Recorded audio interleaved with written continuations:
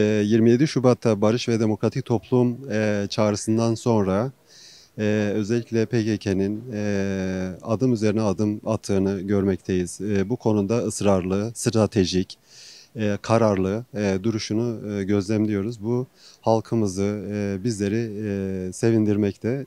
Çünkü Orta Doğu'da çözümün barışla, demokratik toplumun inşasıyla mümkün olacağını sadece Kürt halkına değil, Kürdistan'daki halklara, dünya halklarına, Orta Doğu halklarına açık bir şekilde ifade etmekte ve dünyadaki dengeleri bu noktada lehine bozduğunu görmekteyiz. Bu noktada Türkiye'nin de bu süreçten kazançlı çıkabilmesi, bu süreci çok iyi okuyarak adımlarını atması gerekmekte.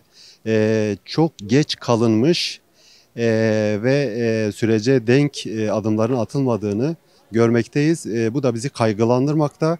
Bir an önce devletin, yöneten iktidarın bu konuda bu çağrılara, adım adım atılan çağrılara mutlaka pozitif yönde bir yanıtın, bir adımın, buna denk bir çağrının yapılanmanın hukuksal zeminde atılması gereken adımların atılması gerekmekte. Bunlar eğer gerçekleşmese 100 yılın önemli bir kavşağının da çıkan şansı kaçırmış olacak. Bu kayıp hepimizin kaybı olacaktır. Bu noktada devletin bir an önce bu ortaya çıkan avantajı değerlendirip mutlaka bu adımlara yanıt vermesini bekliyoruz. İlk yapması gereken Sayın Bahçeli'nin yaptığı bir çağrı var. Diyor ki İmralı cezaevi kapatılsın. Ankara'da mecliste çalışmalara başlasın çağrısıydı. Şimdi bu çağrıya denk bir adımın atıldığını görmüyoruz. Ne yapılması gerekiyor? Öncelikle bir yol temizliğinin bir an önce başlatılması gerekiyor. Bu yol temizliği nedir?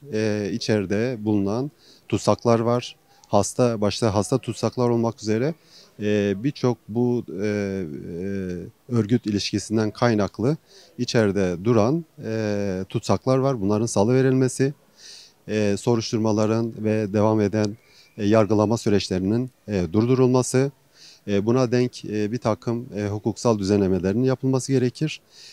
Ondan da öte komisyonun başlattığı ve yaptığı görüşmelerde sonlanan noktada netleşilen konularda anayasal düzenlemelerin bir an önce başlatılması gerekmekte. Bu süreçten Türkiye kazanacaktır. Kürdistan halkları kazanacaktır. Bir bütün halklarımız kazanacaktır. Eğer Türkiye bunu iktidarı bu avantajı değerlendirirse herkes barış ve demokratik toplumun gelişmesine önemli bir katkıyı sunacaktır. 27 Şubat'tan ele alırsak şüphesiz Kürt hareketi ya da o barışın iki tarafından biri olan Kürt hareketi üzerine düşen bütün somut adımları attı. Açıkçası yapması gereken, evet, hepimizin kafasındaki soru işaretiydi. Son hamle buydu. Hala dağlarda savaşçılar varken bir barıştan söz etmek doğru değildi belki de, ki Türkiye tarafının da istediği buydu ve son hamle buydu. Yani şu an Kürt tarafının yapabileceği ya da atabileceği somut pratikte hiçbir adımı kalmadı. Söz kurması gereken taraf Türkiye Devleti'dir. Barışa katkı sunması gereken taraf artık Türkiye Devleti'dir. 27 Şubat'tan bu yana PKK'nın feslinden silah yakmalara, sonraki son hamle belki bütün güçlerini kendi alanına, medya savunma alanlarına çekmesine kadar çok samimi ve gerçekten gerçekçi adımlardı bunlar. Şimdi bunlara Türkiye tarafından ne gibi cevaplar gelecek? Açıkçası herkesi düşündüren bu, belirleyici olacak olan da bu. Barışın tek taraflı gelmeyeceğini hepimiz biliyoruz. Ben Mebyadar Kurumu'nda kalıyorum. Daha önce meclise gittiğimizde de bunu söylemiştik. Yani 50 bin kaybın olduğu bir coğrafyada bizler ölülerimizle, kaybettiklerimizle, cenazelerimizle helalleşmeden bir barışın açıkçası olabileceğine de inanmıyoruz. Bu yüzden Türkiye tarafının bize bu borcu var yani. Bu ailelere, 50 bin aileye borcu var. Onları cenazeleriyle buluşturmaya, onlara helallik, evlatlarından helallik istemeye borcu var. Bunu yapabilmeli. Yine zindandaki arkadaşlar için yasal düzenlemeler yapabilmeli. Avrupa'da binlerce Kürtler var. Bunların dönüşü için bir yasal düzenleme yapılabilir. Yani daha yaşanılır kalabilecekse, o özgür yurttaşı yakalayabileceksek barış neden olmasın? Yani bir tarafın bütün sorumluluğuyla, bütün yükü sırtlandığı, elini taşın altına koyduğu bir barış sürecinden geçiyoruz. Ama bir tarafında sadece söylemlerde birkaç küçük işte güzellemeden ibaret olmasıyla barış sağlanmaz açıkçası. Artık somut adımlar atması gerekiyor. Gerek bu mecliste kurulan komisyonun gerek de devletin ta kendisinin yani somut adımlar atması gerektiğini düşünüyoruz. Ya elbette provokasyonlara çok açık bir süreç. Yani bunu özelde medya üzerinden görüyoruz. Yani hala bir tarafın kaybına leş denilebiliyor ya da bırakın zindanlarda gebersin denilebiliyor. Ya da ne barışı işte teröristlerle anlaşmaya mı, teröristlerle masaya mı oturuluyor? Bunların tamamen basının dili. Şimdi bunların dile geldiği bir barış ya da bunların dile geldiği bir süreçte tarafların samimiyetine nasıl inanılacak? Taraflardan biri olan Sayın Abdullah Öcalan'ın elbette serbest bırakılması gerektiğini düşünüyorum.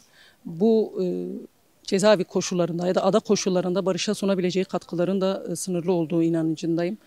Yine yasal bütün düzenlemeler, Kürtlerin haklarının yasal düzenlemelere garantiye alınması gerektiğini düşünüyorum. Yoksa öyle sözlü, el sıkmayla gelen bir sürecin akıbeti açıkçası çok samimi görünmüyor.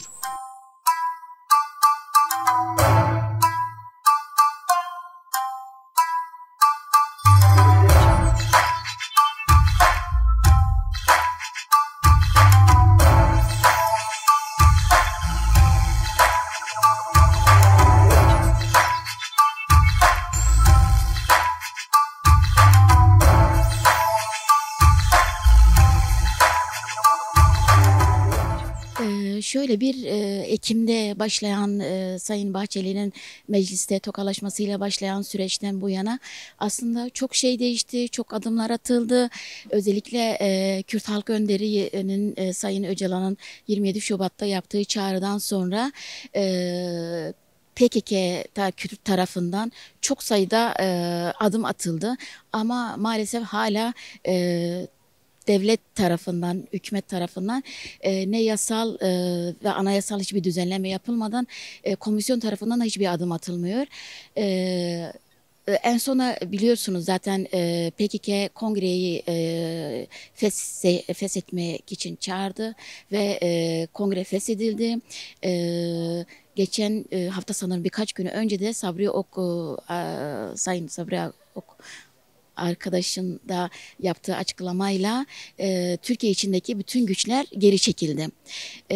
Ve şimdi esas yapılması gereken komisyonun bir an önce Sayın Abdullah Öcalan'la, Kürt Halk Önderi Sayın Abdullah Öcalan'la görüşmesi yapması ve gerekli yasal ve anayasal düzenlemelerin yapılması gerektiğini düşünüyoruz ve bir an önce Kürt halkı olarak bu adımların bir an önce atılması gerektiğini düşünüyoruz.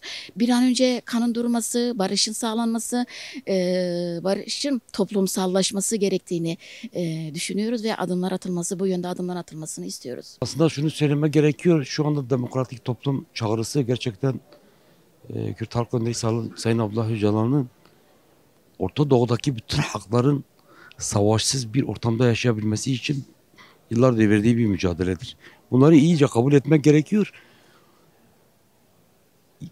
İlk başlangıç sürecinden şimdiye kadar hep barıştan, hep ortak bir yaşamdan için mücadele edilmiş. Ve bu mücadelenin temel esasları insani bir yaşamdır.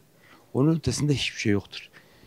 Bu süreç tek taraflı yürütülmemesi gerekiyor. Şu anda adımlar atılıyor. Gerçekten Orta Doğu'daki savaşların durması, annelerin gözyaşının durması, kanın durması için tek taraflı bir barış için hamle yapılıyor. Ama karşı taraftan da bir adım atılması gerekiyor.